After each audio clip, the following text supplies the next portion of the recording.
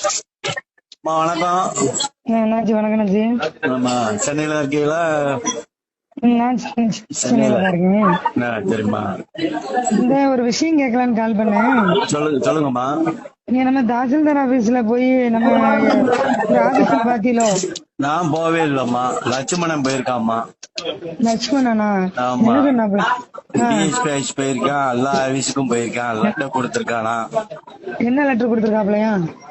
லட்டு. ராஜபாளையத்துல வந்து லட்சுமணன் லெட்டர் கொடுக்கறதுக்கு தாசில்தார் ஆபீஸ் போறதுக்கு யார் அவருக்கு அதிகாரம் கொடுத்தா? அது நீங்கதான் சட்டம் சாத்திருக்காங்க போடணும். வந்து எப்படி பேசுறது?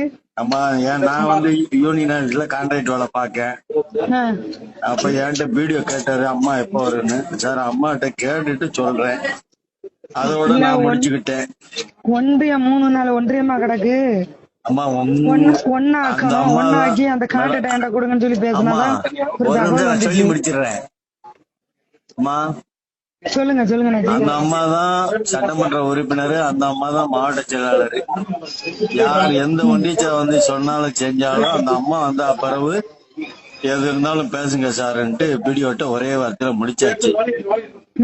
நம்ம சொன்னது வந்து நம்ம டெய்லி போற ஆளு. எது இருந்தாலும் நீங்க வீட்டுல வந்தா அப்புறம் அவங்க சந்திக்கணும்னு நேத்து நைட்டு 8 மணிக்கு கூட என்கிட்ட வீடியோ பேசினாரு. சரி, அம்மா வந்துட்டாங்களா என்னன்னு. இல்ல சார், வரும்போது தோல் சொல்லுவாங்க, குறைஞ்சது 15ஆம் தேதி வருவாங்க சார்ன்னு. அப்பதான் சொன்னாரு, இந்த மாதிரி நல்ல யாரோ ஒன்றியச்சான்னு சொல்லி லட்சுமணன் இவங்க வந்தாங்க அப்படிங்கறத சொன்னாரு. ஆனாச்சு யாரா இருந்தாச்சு அந்த அம்மா தான் தொகுதி எம்எல்ஏ, அந்த அம்மா தான் மாவட்ட செயலாளர். எது இருந்தாலும் நாங்க அந்த அம்மாட்ட சொல்லிக்கிடுவோம், அந்த அம்மா வந்து உங்ககிட்ட பேசிக்கிடுவோம் சார் அப்படிங்கறதுல முடிச்சிருக்குமா. நீங்க லட்சுமணன் போன் பண்ணி சொல்லிருங்க. நான் பேச மாட்டேம்மா. லட்சுமணன் மேல நான் கம்ப்ளைண்ட் எழுதி கொடுத்து உள்ளத்துக்கு வச்சுக்கோங்க. உங்களுக்கு தெரியுமில்ல, நான் ரொம்ப ஆரம்பத்துல இருந்து சீண்டிட்டு இருக்காப்ல. ஏற்கனவே பொதுச்செயலாளர் இப்போ நான் 5 மாசம் முன்னாடி திட்டினாரு. திரும்ப என்ன செஞ்சுட்டு இருக்காப்ல? என்ன பார்த்தா எப்படி தெரியுது? ஏன் தொகுதிகளை வந்து அந்த பையன் வர்றதுக்கு யாரு அதிகாரம் கொடுத்தா? நீங்க என் தொகுதியில எப்படி வருவான் அந்த பையன்?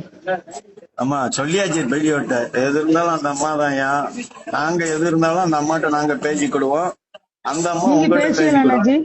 என்ன மேடம், நீங்க அந்த பையன் பேசுவீங்களா? நான் எனக்கு லட்சுமணனுக்கு தொடர்பே இல்ல, அதுக்கு தெரியுமில்ல.